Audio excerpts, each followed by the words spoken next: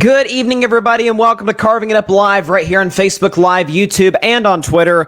As always, I'm Bryson Carver, and I should have said good afternoon because the show today is starting live at 3:30 Eastern, 12:30 Pacific time, so just like lunchtime if you're in California or Washington State, Nevada, wherever you're at. We really appreciate you watching or listening to the show. Again, these non-live shows or earlier start times, that's not going to be an issue for another month. You guys know how finals go in college. It's crazy schedule. That won't be an issue starting tomorrow. So that out of the way, we have got an absolutely packed show for you guys tonight.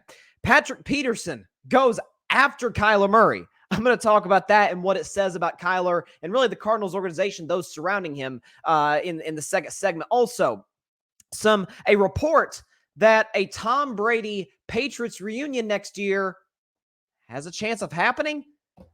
I think it makes no sense, but we'll see what happens. But I'll give my take on that later on, as well as Tua Tagovailoa. He's had a great year this year. That's undeniable. But I have been very, because you guys know I'm not a big Tua guy, more of a Burrow Herbert guy. I've been very, very hesitant to dub him a franchise quarterback. Because I'm like, well, let's see. He's got a genius at head coach. He's got a million weapons everywhere. His next 3 games, and I'm here to tell you on this show, and I'll detail it later. His next 3 games will determine, in my eyes, whether he's a franchise quarterback or not. That later in the show. And then Week 13. Folks, have you seen the Week 13 schedule? Oh, my goodness. It's unbelievable. And we got a good one tonight. It's actually a playoff rematch between 2 AFC East foes, the Buffalo Bills and the New England Patriots. We've got an absolutely packed show. Let's see. My man just texted me, said that there's no sound on my podcast. That's fine. You sure about that? I think whoever, let's see. My man Philip Chenault, who's a big fan of the show, texted me that there's no sound on my show. Are you sure your phone's not muted? My mic is fine. My mic is fine. Let's see. Make sure what's going on is okay. Should sound good. If Phillips watched the show, if you can give me a text back, make sure everything's working. Because I can hear myself through here. I've got the mic unmuted on the StreamYard app, which is what I use for the show. And then my Blue Yeti microphone is on, and I can hear myself in my ear. This one doesn't work. This one does. But as long as it's working, I'm going to go ahead and start the show off with what is really the biggest story in sports right now. Long as we're good. Okay, we should be good. So, again, crossing my fingers that my sound works. I can hear myself in my ear. Hopefully, you guys can hear the show. Again, let me know in the comments, text me, whatever you got to do if it's not working. But let's get right into it. So, the biggest story in the world of American sports involves America's most well-known athlete and America's most well-known team. As a matter of fact, the owner of America's team, that would be Jerry Jones. So, the Lakers won last night. They beat the Portland Trail Blazers. By the way, Lakers are 6-2 in their last 8 games. They're not a contender. But I still hold true to my prediction that they'll make the playoffs. But I was thinking about this. Okay, I appreciate the confirmation, Phil. Thank you very much. Okay, so the sound is working. So let's get into it. Lakers won last night over the Portland Trail Blazers, okay? And LeBron James was speaking to the media after the game. And after the press conference was over, after the last reporter asked the last question, LeBron had sort of a question to the media, and I'll go and play that soundbite for you right now. I got one question for you guys before you guys leave. I was thinking when I was on my way over here, I was wondering why I haven't gotten a question from you guys about the Jerry Jones photo. But when the Kyrie thing was going on, you guys were quick to ask us questions about that. Okay. Hold on. And I don't even want you guys to say nothing. When I watched Kyrie talk and he says, I know who I am, but I want to keep the same energy when we're talking about my people and the things that we've been through. And that Jerry Jones photo is one of those moments that our people, Black people, have been through in America.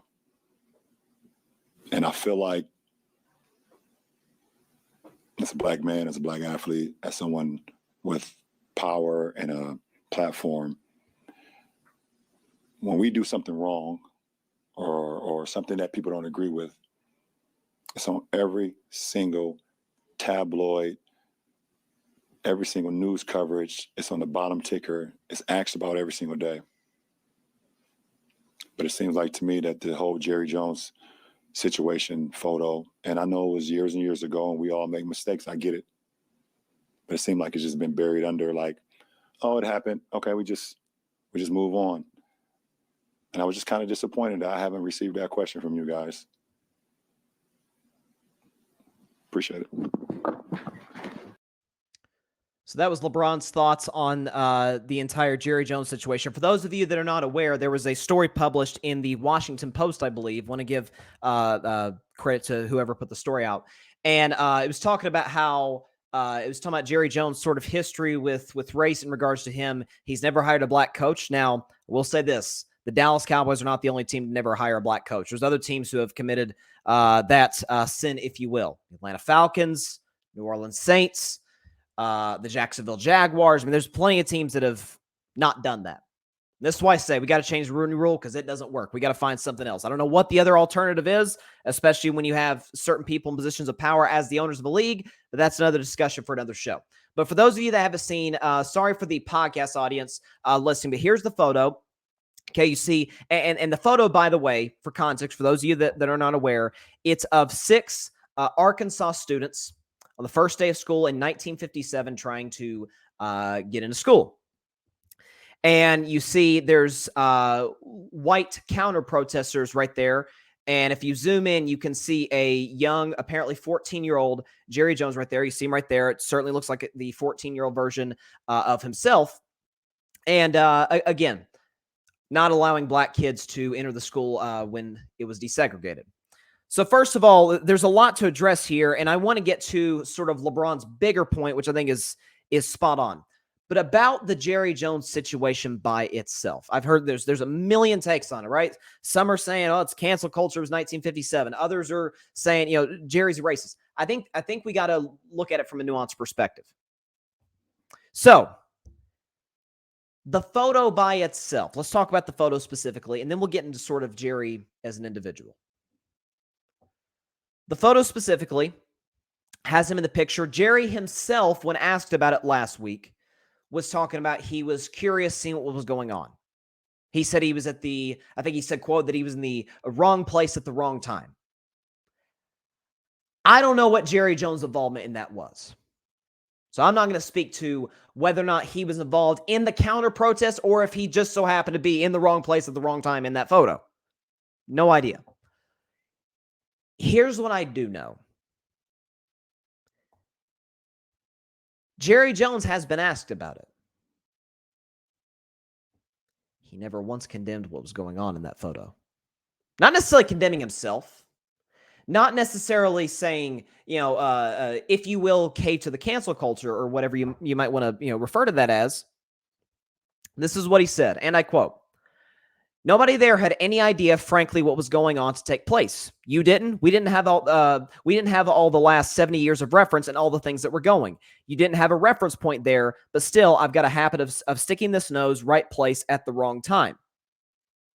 And he went on to say, let's see, what does he have? Okay, I wouldn't have dug and he was asked any regrets about the photo or you being there. He said, quote, I wouldn't have dug that up for sure. Seriously, I got criticized because I was more interested in how I was going to get punished by my coaches for being up front. So basically saying he's been more worried about in the past his career for being criticized by coaches because he's such a boisterous owner. And as I talked about many times in the show, as everybody knows, no owner in the world of professional sports is more outspoken than one Gerald Wayne Jones. Which is why anytime, look at his history. 2020, George Floyd. 2017, Colin Kaepernick. When you look at Jerry's history, he talks about everything. Football related and non-football related. When the topic of race comes up, he's nowhere to be found. And you say, well, what if Jerry's in a position where it's like he's an 80-year-old man from Arkansas, from the South, grew up as obviously evidenced by that photo, grew up in the Jim Crow South and all the atrocities that went on at that time. Maybe considering his upbringing, he's scared to say something that would perceive him as racist, or he's scared to say something that would get him quote unquote canceled. Well, first of all, I don't think Jerry Jones should be worried about losing a whole lot. He's worth $11 billion. His team is the most valuable sports franchise in the world, the Dallas Cowboys, the most recognized and most watched sports franchise in the world, as evidenced by last week. They played the New York Giants, the highest rated game in the regular season in NFL history. So people turn on their televisions or on their phones or whatever, they watch the Dallas Cowboys. It all speaks, and this, by the way, folks, is where we got to get better in terms of the cancel culture society we live in. What is your intention? I don't know what Jerry Jones' intention is because he hasn't said anything about it. And it goes back, sort of circling back to what LeBron was saying, talking about when Kyrie Irving said what he said, promoting the anti-Semitic film, everybody was all over him, right? And he was asked to condemn anti-Semitism. This is not LeBron's words, these are mine. He did not. Remember, he was asked by the media multiple times, do you denounce or condemn anti-Semitism? And he refused to answer the question. That's why he was suspended. And, of course, it came out a few days later. He had to fulfill a lot of requirements, talk to the Anti-Defamation League, donate money, blah, blah, blah, before he could come back from a suspension. Okay? But I know a lot of people have also talked about how LeBron, he's just trying to be the center of attention again, right? He's always trying to cause drama. I adamantly disagree. Anytime something major in American society that relates to sports happens, LeBron is always asked about it. When Colin Kaepernick, he was asked about Colin Kaepernick. Colin Kaepernick's an NFL player. Why are they asking LeBron that? Well, because they want to hear LeBron's voice on it because he's been outspoken about certain issues. And so LeBron is well within bounds to say, why aren't y'all asking me about this? And to get to sort of LeBron's bigger point, when we talk about keeping that same injury, I know Stephen A. Smith, he has a saying that when white folks catch a cold, black folks catch pneumonia, essentially saying if a white person, a black person commit the same crime, and this is evidence in our justice system historically, but be that as it may, Kyrie Irving promotes an anti-Semitic film. Did Kyrie Irving say anything anti-Semitic? No, but he promoted a film that denies the Holocaust, essentially praises Hitler. Like that's a problem. Like he should have been suspended. I was on this show time and time again. The Nets should suspend him. And at the time I said, I think this should be their way to try and get rid of him because his play has never been conducive to winning. Jerry Jones did not say anything racist in this instance. However, similar to Kyrie, he's had the opportunity numerous times to condemn racism, to condemn the police brutality of unarmed African Americans. He has not. His players have. Anytime that there's been a major social justice sort of event or brutalization, whether it be George Floyd, whether it be Tamir Rice, whether it be anybody, it's always been Dallas Cowboys players. Go look at their social media. It's always been Cowboys players, and even in some cases, some coaches who have come out and condemned whatever has gone on. Jerry rarely does. And so, again, bottom line, should Jerry Jones be crucified in the media for simply being in a photo as a teenager? No, he should not.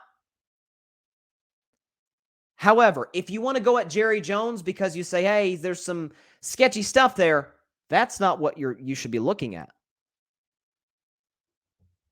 Look how he handled the anthem situation poorly. Look how he handled the summer of 2020 poorly. And look how he's handling this situation poorly. Not to mention, again, folks, he's been the owner of the Dallas Cowboys since 1989. How many coaches has he had?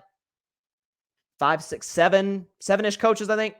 I think because it was Jimmy Johnson and Oh crap! What's the other guy's name? I'm blank on the guy's name who won the second Super Bowl with the Cowboys. He's off my mind for whatever reason. Okay, he had some Wade Phillips in there. You had some Jason Garrett's. You had some Chan Gailey's. Now you got obviously Mike McCarthy. Never given an opportunity. That's why the Rooney Rule was first instituted. If you again, I've been reading this book. It's called Playmakers. It's a book by Mike Flory about the NFL and why it works and why it doesn't work. Okay, and there's an excerpt in that book that talks about some of Jerry Jones' hiring processes is part of the reason that the Rooney Rule even exists. Jerry Jones individually, not other owners. Jerry. So I don't think this situation, the photo individually, should be what people are going at. It's the other things, even in recent years. Do I think Jerry Jones is a racist? If you ask me right now, do you think Jerry Jones is a racist? My answer to you would be, I don't know. And those who say, well, he plays black players, right? Dak Prescott makes $40 million, and DeMarcus Lawrence is well paid, and so is Tyron Smith, and there's so many other guys make big bucks from this guy. A lot of former players you have. Yeah, duh, because Jerry Jones is in the business of winning football games. And Jerry Jones' MO has always been, if it affects the bottom line, F it, essentially. Again, he told his players, and again, whether I've always been consistent on this, on the Kaepernick situation, whether you agree or disagree with his method of protesting, kneeling during the national anthem, whether you agree or disagree with it, that's God bless you. That's your personal opinion. I've got mine. You've got yours. Everybody's got theirs.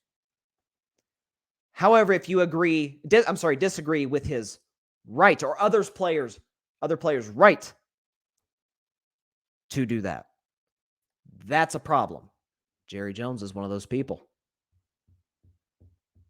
He said, if you ever so think about protesting, you will not play.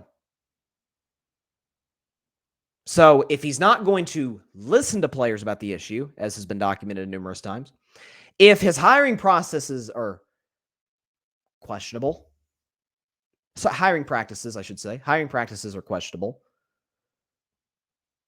is it outlandish for LeBron James to come out and say, why aren't we talking about this much? Just throwing that out there.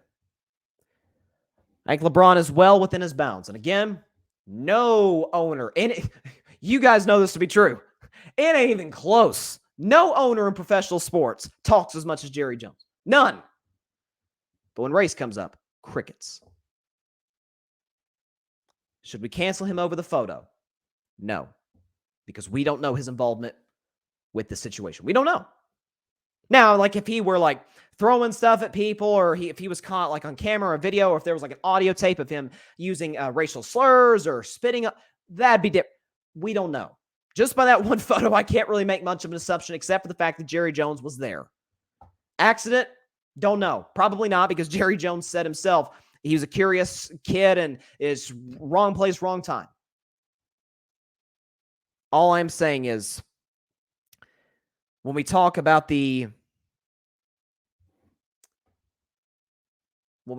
sort of the scope of Jerry's history,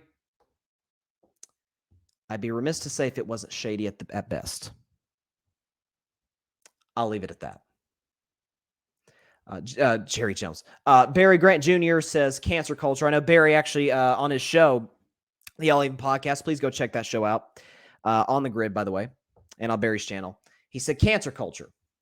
And again, I agree with you, Barry, in the sense that people are coming at it from the wrong standpoint. Some people, not all people, but some people are coming at it from the wrong standpoint. In terms of condemning Jerry for the photo. Again, that was 65 years ago, which, by the way, is not ancient history, as some people will try and portray it to be. It is not fair to simply look at that photo and say, though that picture is representative of Jerry Jones' views today. Man, people change their minds in a week. Okay, 65 years, that's hard to do. Matter of fact, it's impossible to do. But what LeBron is saying, the bigger picture, what LeBron's saying is when a black person gets in trouble, as LeBron himself said, verbatim, it's front page on every news, every news network and newspaper and whatnot, every article, people are covering it. With Jerry, it's the Washington Post story. He's asked about it briefly, and that's it. I'm simply asking consistency. I said the same thing, by the way, when Kyrie Irving got in trouble. I said, you cannot say that you stand with one community, but you're on another. In terms of marginalized communities, people groups, whether that be black people, whether it be Jews, Asians, the Latino community, women, the LGBTQ community. Okay? You can't say you're all for the rights of one and completely ignore the other or one of the others. You can't. Again, and I'm not saying this just because I've been a massive critic of Jerry. And I do not believe he should be canceled. But I don't think it's outlandish to say, do you condemn racism? Because you haven't to this point. Other owners have. Commissioner of the NFL has.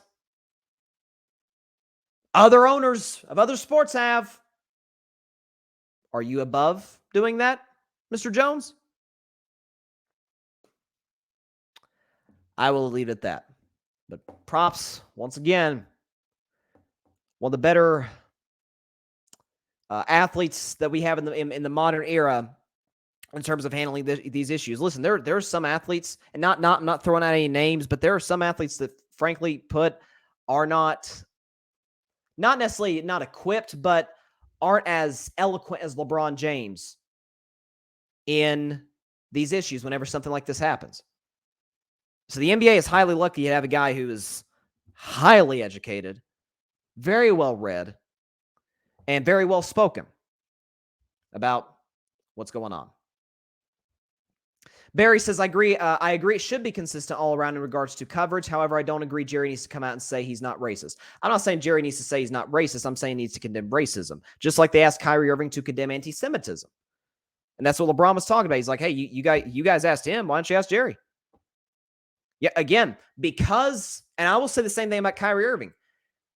Because Kyrie Irving passed on the opportunity, the first opportunity, never get a second chance at a first impression, to condemn anti-Semitism, he didn't condemn it until he was suspended, which, how many times do people get in trouble, then they apologize. Happens all the time.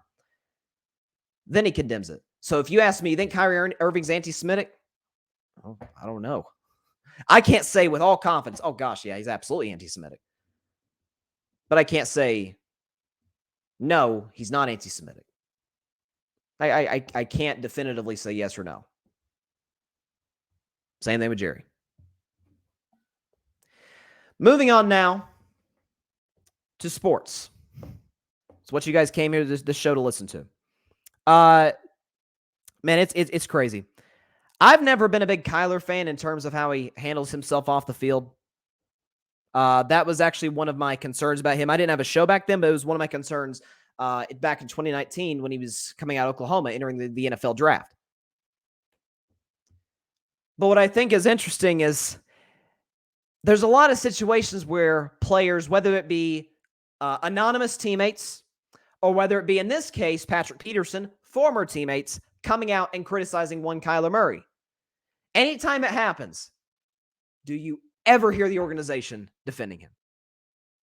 I mean, even when the whole situation with his contract, remember we signed that big contract and there was that whole thing about him watching film and regulating how much film he watches. The Cardinals nor his teammates really backed him up on it.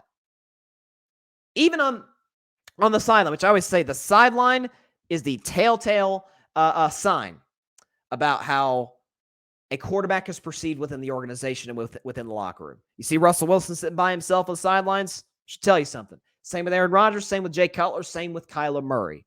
You see anytime he is interacting with somebody on the sideline, he's usually cussing them out. Or they're usually just going in a back and forth spat with one another. Patrick Peterson. did not hold back. Now, Patrick Peterson's a veteran. He is in his 12th year in the NFL. He's in his, I think, second year with the Minnesota Vikings, playing pretty well on what is a pretty bad defense, I must say. But he was asked about Kyler Murray. Let's see, do I have the quote here? Okay. His quote simply said, Kyler Murray don't care about nobody but Kyler Murray. Now, Kyler went on to respond, talking about basically keep my name out of your mouth, so to speak, talking about Patrick Peterson. He said, quote, this isn't true. You want some weird, you know what? You got my number. If you really feel like this is a big bro or a mentor move, you're supposed to call me and tell me, not drag me so your so-called podcast can grow. Okay? So Kyler took issue to it. You know, he has every right to respond. We understand that. But, and Barry says, yo, I don't think they like him very much. No, I think that is a very safe assumption to make. I will tell you this. The Cardinals, and I said this over the summer when the contract negotiation was going on. I said, man, the Cardinals are trapped right now. They are in a bad situation because the Cardinals have never had a young quarterback. I'm not talking quarterback. I said young quarterback as talented as Kyler Murray. In the last decade and a half, they'd have had two quarterbacks highly productive, Kurt Warner and Carson Palmer, but both were veterans. Both were free agent pickups. Kyler was like, oh my gosh, we got this generational talent out of Oklahoma. Oh gosh, but his intangibles kind of suck, right? When it came time to give him a contract, and a lot of people were saying either pay him or you can't pay him because he's kind of a locker room cancer and doesn't really galvanize anybody within those walls in Arizona. I said, man, they are stuck because if they don't pay him, they're screwed. Okay, they're going to go right back to being the same old bad Arizona Cardinals that they were before Kyler and before, Kurt Warner. They're going to stink. Okay, they're not that well run of an organization, to be completely honest with you. But if they pay him, you're going to have situations like Sunday where after a loss, he says, we're schematically effed. Just a total dig at the coaching staff. You're going to have a situation where he's dog-cussing teammates on the sideline. Even DeAndre Hopkins, one of the most mild-mannered wide receivers in football, even he, after a while, was like, man, I'm sick and tired of this dude. So, Arizona made their bed. They're going to have to lay in it. This is going to become the norm for the entire duration of Kyler's contract, or whenever they, if they decide to move on from him and maybe trade him for another franchise quarterback, maybe. But this is the reality of Arizona. When you have a guy who is extremely talented, again, rocket arm, fairly accurate, more accurate than most, obviously a superstar athlete. I mean, he was drafted, I think, 7th overall, if I'm not mistaken, by the Oakland A's to play Major League Baseball. He decided to go play football. I think that was the right decision to make, considering his contract. A remarkable talent. But on the field, he's a little fragile. He's had some injuries. A lot of that's because he is 5'9", 5'10", maybe, in cleats. And then off the field and in the locker room, man, he's difficult to get along with. I remember hearing a source tell, I think it was Colin Cowherd, a source from the Arizona Cardinals, a high-ranking official reportedly, saying, man, it's something every day with this guy. He is a lot to deal with. He's kind of a diva, if you will. He's Zach Wilson, but significantly more talented. I promise you, had the Cardinals not extended this guy, he'd either be on the bench for Colt McCoy, who is definitely a backup quarterback in the NFL. He's no threat to take Kyler Murray's job like Mike White is with Zach Wilson, but just to make a statement to Kyler like the Jets trying to make with Zach. I'm just telling you right now, the Cardinals are in some you-know-what right now. They'll move on from Cliff Kingsbury after the season. Again, I think it's very similar to the Denver Broncos situation, which Kyler's played better this year than Russell Wilson. Just about everybody this year has played better than Russell Wilson. But the coach doesn't deserve blame. Nathaniel Hackett's clueless. Okay, Cliff Kingsbury, I wouldn't put him in the clueless category with guys like Hackett, McDaniels, Staley. I wouldn't put him in that group. But he has shown a tendency, and same thing back to his days at Texas Tech. His teams get off to hot starts, and by the end of the season, everybody's figured them out, and they tumble. You could arguably put him in the Matt LaFleur group. Now, Matt's obviously had more success, in large part because he has one of the 10 greatest quarterbacks of all time. But now that Aaron Rodgers has regressed as a quarterback, now that the receiving core is not close to what it was when Matt LaFleur arrived, now that the defense is beat up, all of a sudden the Packers are 4-8, which is the exact same record of the Arizona Cardinals. I mean, Cliff Kingsbury and Matt LaFleur are kind of the same guy.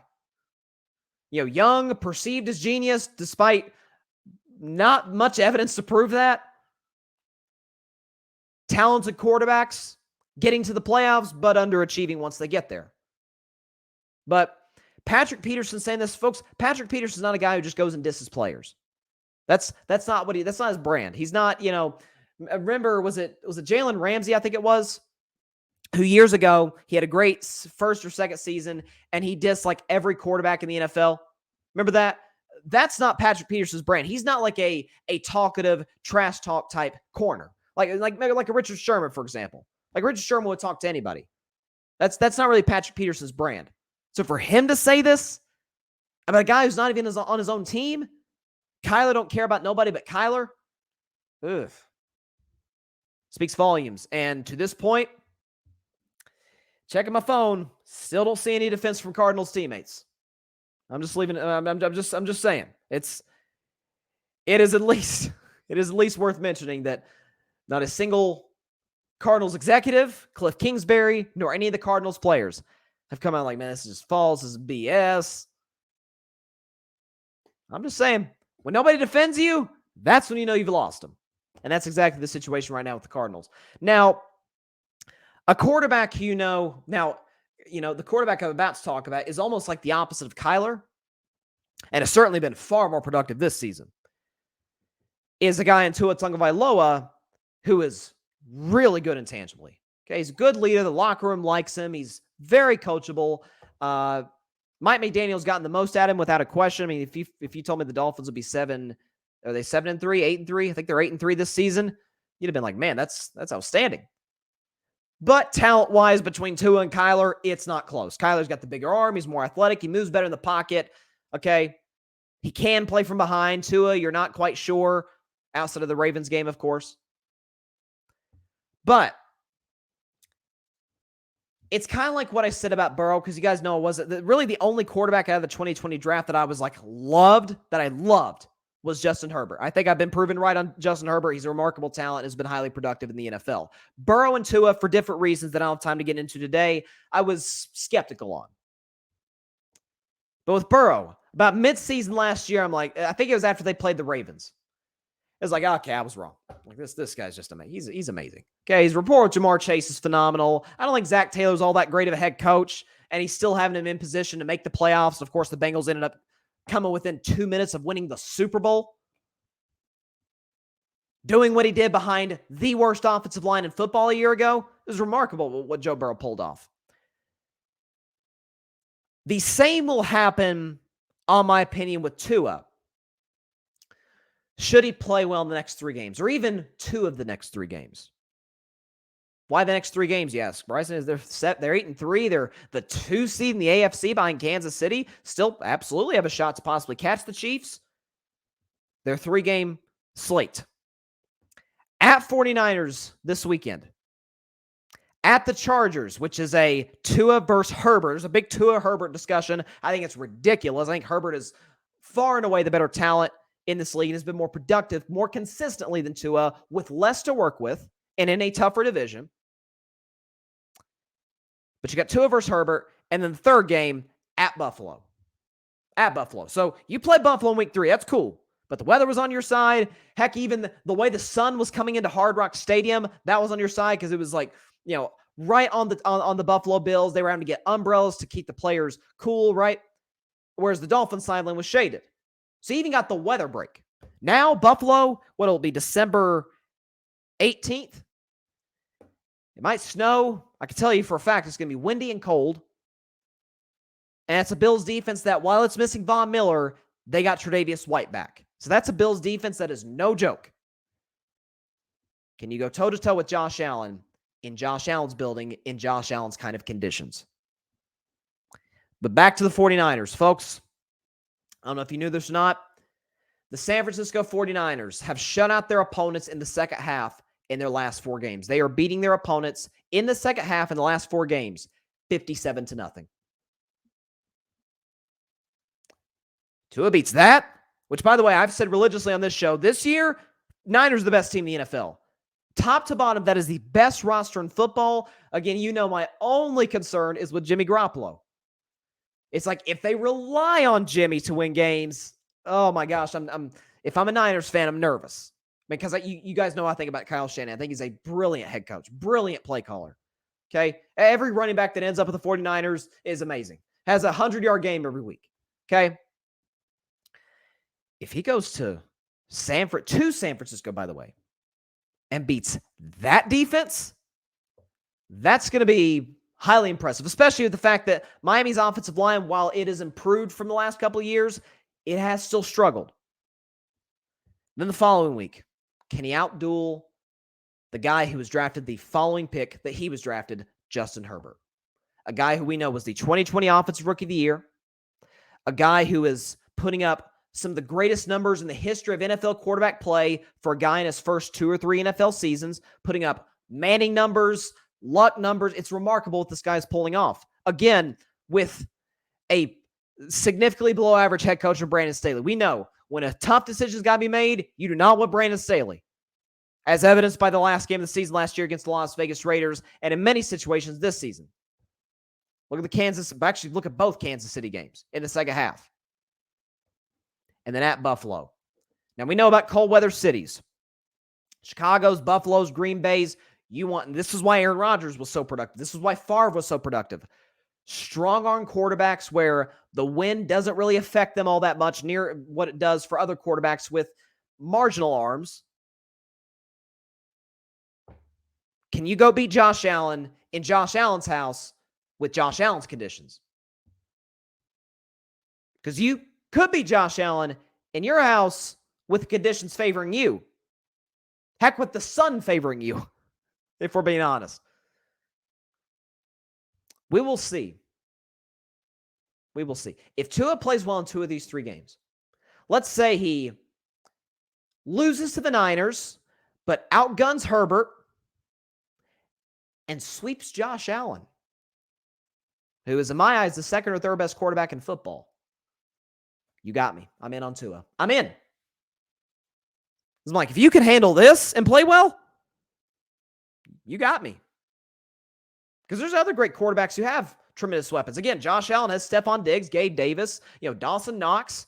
Really the issue with the Bills, they don't have a running game, but that's not what Josh Allen's weapons, though. That's not the issue.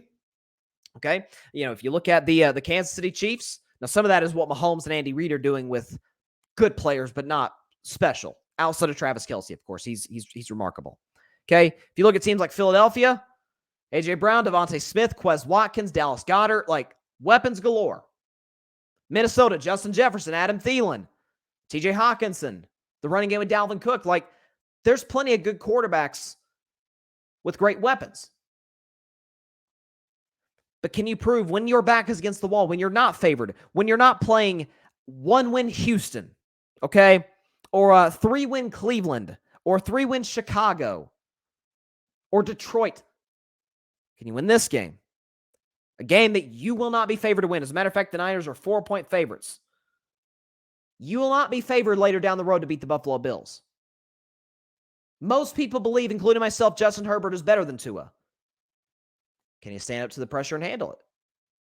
If he does, I will officially admit on this show on December 19th, 18 days from now, I was wrong on Tua.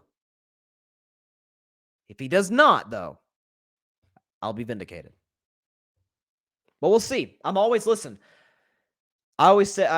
go by the Bill Parcells rule on quarterbacks. Give him 3 years. If by year 3 you're still not sure, you need to move on. Tua succeeds. This is year 3 for him. We know the Dolphins are going to make the playoffs. They're 8-3. It would take a monumental collapse to miss the playoffs if you're the Miami Dolphins. He plays well in the stretch. I'm in.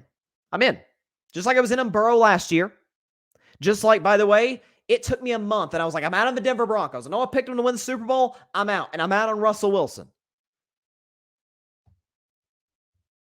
But until that point, I'm going to stay right where I'm at with Tua Tagovailoa. Because if he doesn't play well, then it will go back to what I've been saying. Like, okay, he's got like literally some of the best weapons of the league. He's got a really good defense. And Mike McDaniel's proved himself to be a pretty darn good head coach. It was a little corny, a little cheesy. Wasn't a fan of the hire when it happened. He's proven himself to be a pretty good head coach. He's a play caller. He's gotten the best out of Tua. Isn't that the coach's job? Get the best out of your quarterbacks, get the best out of your playmakers, especially if you are Mike McDaniel and you are an offensive coach. That's your job, and he succeeded at his job. Tua has that to work with. What about when his back's against the wall? That's when we'll find out. But we'll see. Again, folks, the Week 13 schedule is insane. So you got Bills Patriots tonight, which I'm going to predict at the end of the show. Okay, you look down the list. Jets Vikings. Okay, this is Mike White's second start, and he's got to go to big bad 9-2 Minnesota. And then you got the Vikings, obviously, who they're 9-2, but more people than not do not buy into them at all. Okay, if they win, they will clinch the NFC North in Week 13 with a whole month left in the season. That's how dominant they've been. And in fairness, that's how bad their division has been. But that's a great matchup. Commanders Giants. If you'd have told me the Commanders Giants would have 7 wins at this point in the season, I'd be like, you're crazy. But this is a huge matchup in terms of wild card standings. Like, in all likelihood, the winner of this game is almost guaranteed to get in the playoffs, given the two team schedules. If not, it's going to be a little bit of an uphill climb, especially for Washington, because obviously both teams have 7 wins, but Washington has 5 losses as opposed to the Giants having 4. Okay, Titans-Eagles. This is just the early window, folks. Titans-Eagles. I'm not sold on Philadelphia as a team that's going to win a playoff game, as I've detailed on Monday's show and in the last few weeks. So they can't stop the run. I question whether they can play from behind. And I've bought into Jalen Hurts, but last time I saw him in the playoffs, it was really bad. And I don't think Nick Sirianni is that guy in terms of decision-making either. But you got a Titans team coming in. What's their strength offensively? Derrick Henry. Okay? They'll run it right down your throat. The question is, again, the Titans are sort of a lesser version of the 49ers. It's Ryan Tannehill, don't screw it up, essentially. Because the defense has been playing well. The O-line, beat up as it may be, has done a really good job. Derrick Henry's had another Derrick Henry-type season. Can they go to Philadelphia and win? That's a great matchup. Okay, look further down the list. You got the whole story of Deshaun's return. Deshaun Watson coming back from 11-game suspension. And where is he playing? You guessed it, at the Houston Texans. So that's going to be like that exceeds football. That's going to be a national media story about how he plays. By Sunday, he'll have not played an NFL game in 700 days. So is the rust going to be there? Again, Houston's not a very good football team. They're, quite frankly, the worst team in the league. I'm telling you, it's again, Dolphins, Niners, like I mentioned. You got Chiefs, Bengals. Then you got Colts, Cowboys, Saints, Buccaneers. Man, the Week 13 schedule, folks, is amazing. I can't wait. I can't wait to watch this weekend. And we got championship weekend in college football. Are you kidding me? Are you kidding me? That's outstanding. By the way, Alabama got robbed out of being the number 5 team. Okay, they're better than Ohio State. Stop. I didn't want to get in that discussion today. I didn't have time to discuss that today. Maybe I'll get more in depth tomorrow. Which, by the way, speaking of college football, we did have breaking news today that the playoff will be extending to 12 teams. Starting in the 2024 season. So I think they showed, if I could pull it up here, what the bracket would be. Right now, if there were a 12-team playoff, because there's some interesting matchups in there. Okay, here's the bracket. So the top 4 teams, essentially how the bracket would go, the top 4 teams as it stands right now, all get a bye. So Georgia, Michigan, TCU, USC, they all advance. They automatic advancement first-round bye. But some of the matchups, you'd have 9-seed Clemson versus 8-seed Penn State. I'd probably favor Clemson, but that'd be an interesting matchup. Okay, you got 5th-ranked Ohio State versus 12th-ranked Tulane. Ohio State probably wins in a landslide, but who knows? You got the 10-seed Kansas State Wildcats taking on my 7-seed Tennessee Volunteers. You know I got the Vols all day in that one. And then you'd have 6-seed Alabama versus 11-seed Utah. And like I said, I have always been opposed to the 12-team playoff ever since the show started because I'm like, man, the number 4 team can't compete with the number 1 team. You tell me the 12th ranked team can? But again, evolving positions, kind of like what I was talking about Tua, evolving positions. As things change, as information changes, my opinion is going to change. Now that NILs come in, now that you've got Oklahoma and Texas coming to the SEC, now that you've got, I think, is it the Big 12 that's going to be changing a little bit? I think Cincinnati's going to be the Big 12 now. Like, because of the conference realignment, because of NIL. So now these universities that 5 years ago wouldn't have had a chance at some of these highly touted prospects. Well, now, or recruits, I should say, not prospects, not the NFL, recruits. Now they got a shot. And so it's changed the whole landscape. So now I think you kind of have to have a 12-team playoff. And the landscape of college football, even in 2024, is going to look very different than it did or than it does now. So because of the changes, I'm all for it. And by the way, it's not just so my balls can get in, okay? Because I'll tell you right now, if my balls got in, if it was a 12-team playoff now, and my balls were in right now as the 7 seed, we would beat Kansas State, and then we would get absolutely slaughtered by Michigan. I'm just here to tell you right now, Michigan, in my opinion, is the only team that I believe can beat Georgia. Okay? TCU. They're in dogfights with Baylor. Okay? They're in close games with Oklahoma and Kansas. You're telling me they can handle Georgia? Okay? Georgia beat Oregon, who, by the way, kind of tailed off at the end of the season. I get that. But Georgia beat Oregon by 46 points. They beat 7th-ranked Tennessee, healthy, by the way, 27-13. And trust me, as a Vols fan, the score was not that close. Or, the game wasn't as close as the score might lead you to believe. Okay? USC, yes, they had the best quarterback in the country. And by the way, the best offensive coach of the country. I'll give you that. We thought the Vols did as well. And look how that turned out. So I'm just throwing that out there. Oh, I just got a text from my dad, who's a huge Tennessee fan, of course. He said, "You have lost your mind. Take that back. Tennessee beats Michigan." Ain't no way. The way they can run the football, which, listen, I have been, some Vols fans have kind of been hitting me up like, well, Tennessee's strength defensively, they could stop the run. Fair enough. They could stop Spencer Rattler, who, coming into that game, South Carolina had 8 touchdowns, 9 picks. And I'm sorry. Listen, again, changing positions. J.J. McCarthy's better than Spencer Rattler. Is he more talented? Probably not. But in terms of productivity, he's been better than Spencer Rattler in his college career, and certainly this season. We can't just take a 2-game sample size with Spencer Rattler and say that he's better than J.J. McCarthy. I mean, he played big boy football against Ohio State, made all the throws that he needed to. Okay? When Ohio State, for the first 2.5 quarters, was doing a good job stopping the run, J.J. McCarthy was getting them out of 3rd and long situations. Again, when they're trailing, making big throws. And eventually Michigan obviously pulled away with the running game. But J.J. McCarthy set them up in position to do that. No, Tennessee ain't beating Michigan. Michigan is exactly where they're ranked. They are absolutely the 2nd best team in the country. I'm not saying I'll predict them to beat Georgia. I think Georgia's going to win the national championship. But no, Tennessee cannot beat Michigan. Not now. With Hooker, okay, I'll give him a puncher's chance. Definitely not with Joe Milton. Love you, Joe. You got the best arm I've ever seen from a college quarterback outside of Josh Allen.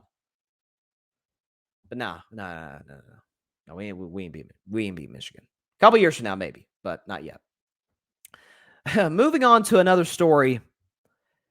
This one kind of made me think. Well, let's see. We got a comment here. Oh boy. Barry says, very soon. Oh, listen, I will, in all likelihood, lose my bet to you, Barry. New York accent's coming back. I'm already working on it. I have submitted to you. USC is going to win the Pac-12 championship game against Utah. I give up. Now, I'll be obviously overjoyed if Utah wins. And by the way, I like USC. The reason I bet Barry is I said they wouldn't make the college football playoff this year. But I still think Lincoln Riley is an amazing coach. I knew he was going to change the culture. I just didn't think it'd be this quick. So it shows you how great of a Lincoln Riley is the coach of the year in college football this season. He took a 4-8 team to the college football playoff. That's incredible. Barry says the bet this year will be glorious. Yep. And it has been. It's been a great season for USC. Best team in the 2nd best conference. That's That is good enough to get you into the college football playoff. By the way, strength of schedule, no joke. Considering the conference, considering they played Notre Dame. But I just think you don't want that smoke in Georgia. Trust me. Trust me as a Tennessee fan. Trust me as a guy who tries to watch Georgia anytime that they're not playing Samford. You don't want that smoke. I can promise you that right now. John, by the way, Notre Dame fan. So there's a USC Notre Dame rivalry going on right now in the comments. He said USC is overrated. And Barry says, yeah, overrated when we rolled Notre Dame. Yeah, they pretty much rolled Notre Dame. I'm not going to lie. I thought Notre Dame at least had a shot to win that one. That game was over midway through the fourth. Props to Notre Dame for keeping him in it. Again, I really like Marcus Freeman. I think he's as good of a replacement to Brian Kelly as they could have possibly hoped for. But USC is on a different level. USC is on a different level than the Notre Dame Fighting Irish are. I'm sorry to tell you that, John.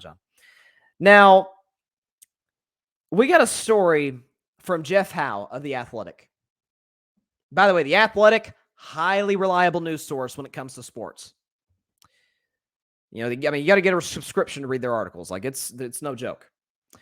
Jeff Howe, who, by the way, has covered the Patriots for over a decade, wrote, quote, he was talking about Tom Brady. Where's Tom Brady play next year? Because we all know for the most part, Tom has said verbatim he's not retiring this year. He's done in Tampa after this season. I think by this point, there's a reason he was going to leave Tampa to go to Miami last offseason. So he's kind of gotten tired of sort of the loosey-goosey culture of the Buccaneers and sort of the tumultuous situation in the front office. Like, he's done. He did what he came there to do. He won a Super Bowl. He'll obviously attempt to win another one there this year. I think regardless if he hoists the Lombardi Trophy or even if he were to somehow fail to miss the playoffs, he's done in Tampa Bay. So where would he play next year? Well, Jeff Howe, who covers the Patriots, said, quote, don't ever write off the Patriots. And he said the Patriots are slated to have more than $50 million in cap space in 2023 so they can again address their flaws, this time on the heels of a couple impressive draft classes. Brady and Bill Belichick still have an abundance of respect for one another. They've made points to say it publicly on multiple occasions since the QB departed for Tampa. They also spent 23 minutes together in the visiting locker room at Gillette Stadium following Brady's return in 2021, an appointment they'd set up prior to the game. First of all, that is absolutely true. I do think, listen, Tom and Bill are two highly successful, big personalities, big egos, and that took its toll after a while. I do think it hurt their relationship to a degree, but there's no question that both have the utmost respect for one another.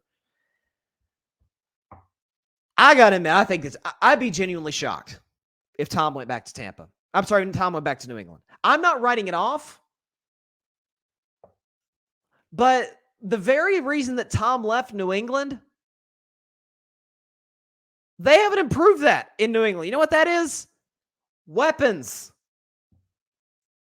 I mean, we talk about guys like, what's the title? Hunter Henry.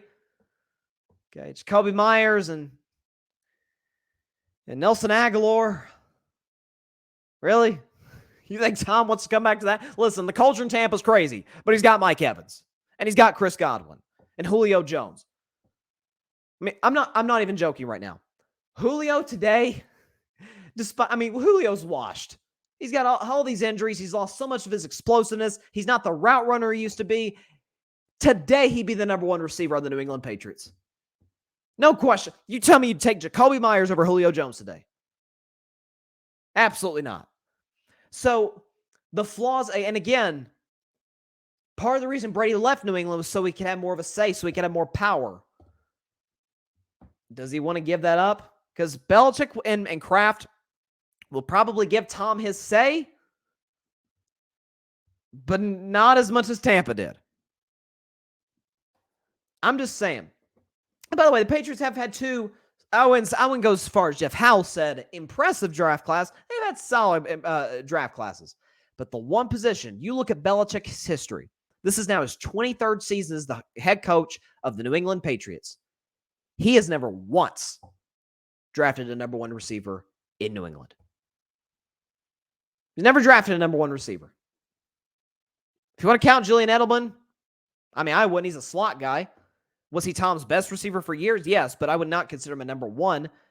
I mean, you never put Julian Edelman the outside unless you were throwing like a pass to him and, like a double pass, backwards throw, because Edelman was a quarterback at Kent State, and some trick plays they'd run occasionally like they did in the playoffs against Baltimore years ago.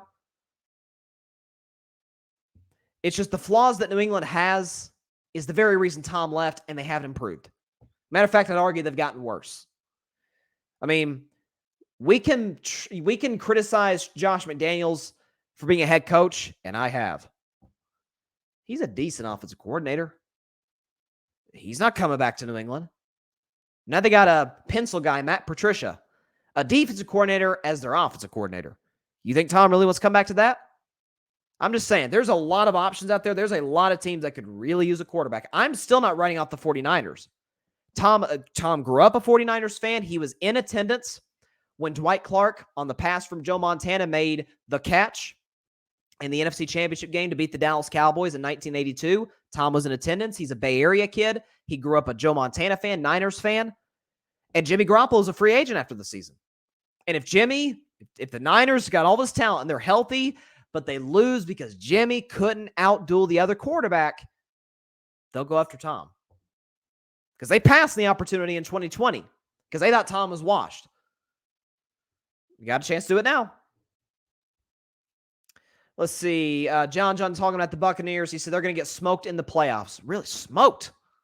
Well, I'll tell you this. Tampa Bay gets in, because if Tampa gets in, it'll be as a division winner. Like, they cannot, with their record right now, they're 5-6. They can't get in as a wild card team. They'll face either Dallas or Philadelphia. Now, the question is, it's Brady versus Dak Prescott. It's Brady versus Jalen Hurts. Brady is declining. Like I said 3-4 weeks ago on the show after they lost to the Ravens on a Thursday night game. I said, we're seeing the decline of Tom Brady. He's still great, but we're seeing the decline. But we saw in that playoff game against the I'm sorry, John was talking about USC. My bad. John was talking about USC. In that case, I definitely agree with you, John. 100%. But John also says, who cares? Let's go Jets. And let's go Mike White. My goodness. Hey, congrats to that kid, okay? To come in, it's unbelievable. A guy's a 5th-round pick a few years ago. But again, it just goes to show you, man, the little things can make a big difference. Coachability, even something as small for a quarterback. And it should be the bare minimum. Every great quarterback at least should have this tangible trait, accuracy. Zach Wilson's not a very accurate passer. Mike White is. Mike White's going to be the guy for the rest of the season. Now, the question is, I think, if Zach Wilson's even going to dress. Barry says, young Jeezy voice, Mike White.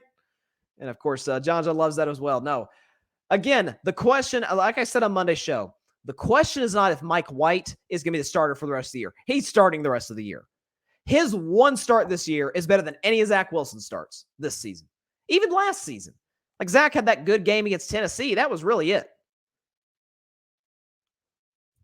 The question now, Jets are probably going to make the playoffs.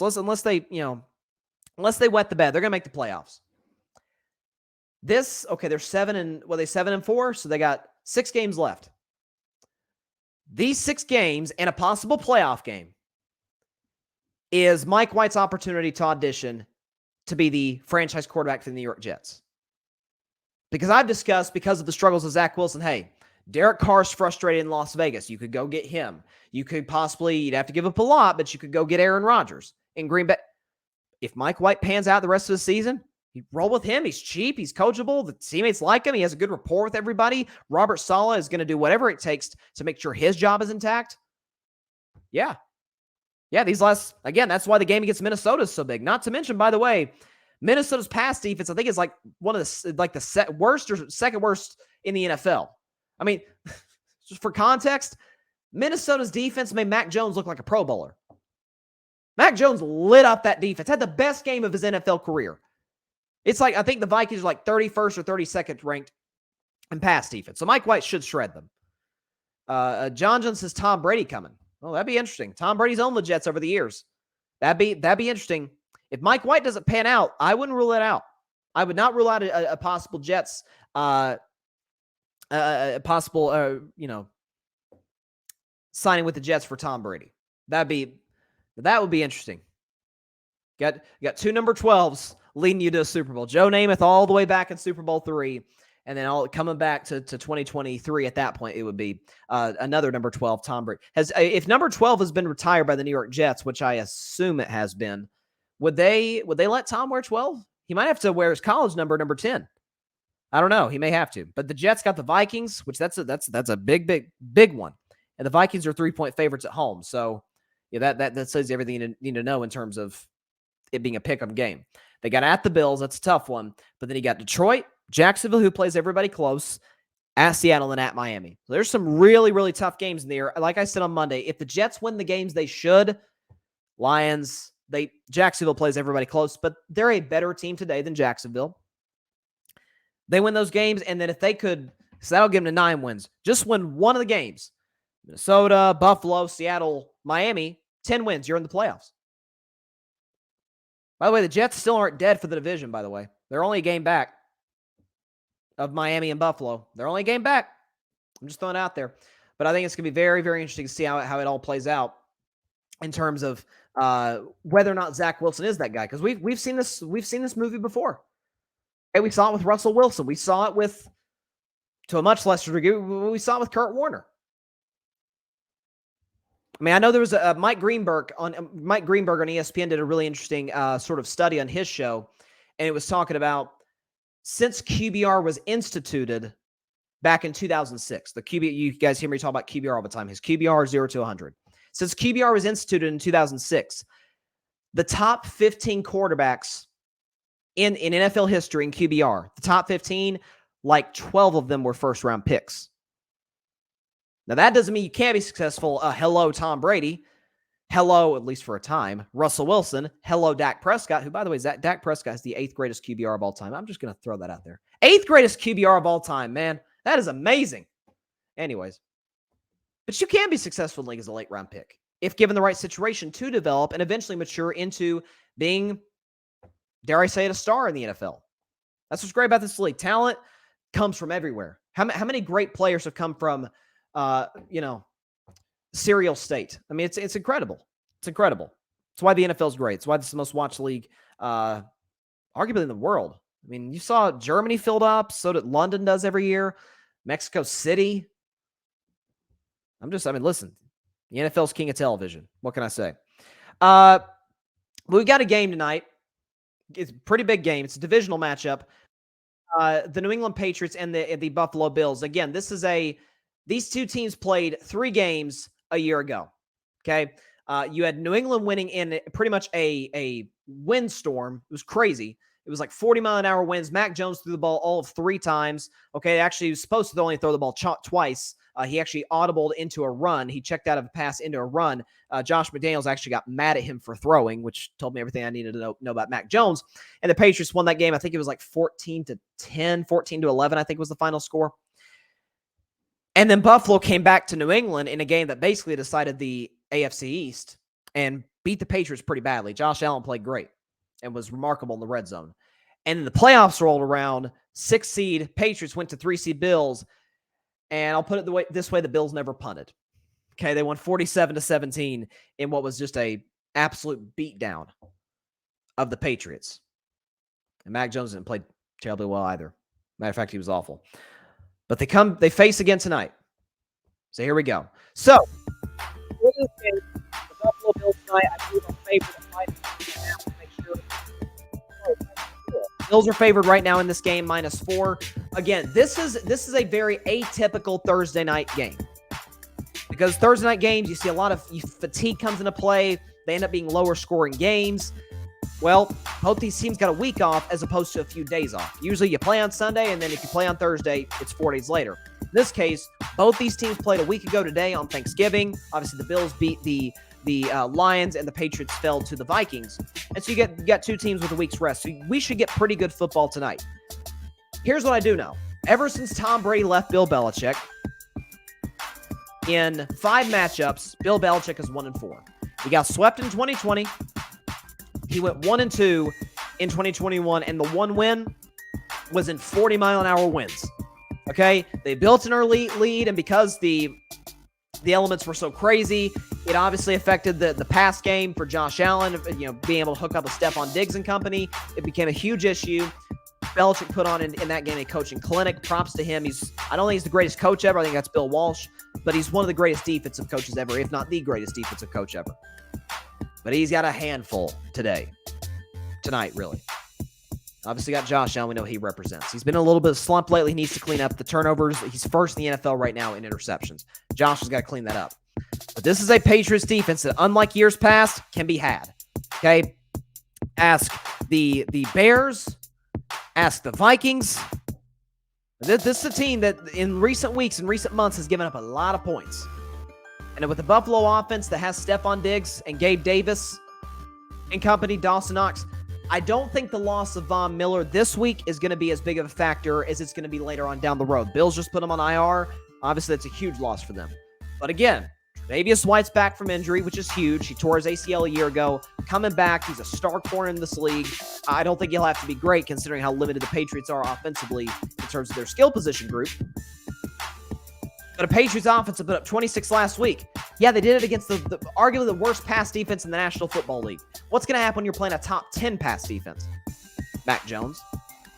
This will be another opportunity, another instance where Mac will be asked to go throw for throw, toe-to-toe with Josh Allen, and he simply, folks, is not capable of doing it. Few are. Mac Jones definitely isn't. I think the Bills cover. I think they win this game to start Week 13, a loaded Week 13, by the way, 31-20. Most Thursday night games don't get into the 30s, even for the winning team. But because both these teams had a week in between their games, which is obviously normally the case, Sunday to Sunday, I got Bills winning this game 31-20 over the New England Patriots. And to get to 9-3, at least keep pace, give themselves at least a shot. They do own the tiebreaker, after all, against the Kansas City Chiefs, possibly for that number one seed in the AFC. Of course, we all know with the 7 playoff teams, the number one seed is much more coveted now than it was when it was the 6 playoff team format, because the 2 seed also got a first round bye. Now it's just the 1 seed. I'm telling you, these week 13 games, I'll go back through it again with some of these matchups. Jets, Vikings, Commanders, Giants, Titans, Eagles, Browns, Texans with Deshaun's return, Dolphins, Niners, Chiefs, Bengals, Cowboys, Colts, and then Saints, Buccaneers on Monday Night Football. We know, obviously, the Saints have had Tom Brady's number ever since he put on a Buccaneers uniform. Some good ones. Some good ones as we enter the month of December. Last month of 2022. It's going to be fun. And by the way, we got championship. Well, actually, championship Saturday starts on Friday with the Pac-12 title game between Utah and USC. USC wins. They're in the college football playoff. TCU, do they have to win to get in? I think that all depends on the USC result. We know TCU gets Georgia. Oh, my goodness. I listen, you might want to say your prayers for TCU should that matchup happen, because that baby would be over quick. No disrespect to Max Duggan or anybody at TCU, and by the way, they got a great receiver over there who's being a first-round pick. They cannot compete with the athletes at Georgia. And Kirby Smart's obviously one of the 5 best coaches in the sport. All right, that is all the time we have for today's show. Appreciate everybody stopping by. Again, a little bit of our early show. Won't have this issue for the next month. Again, college schedule, finals week. You guys know how that goes. But I couldn't miss doing the show today, especially with all that's going on in the world of sports and beyond.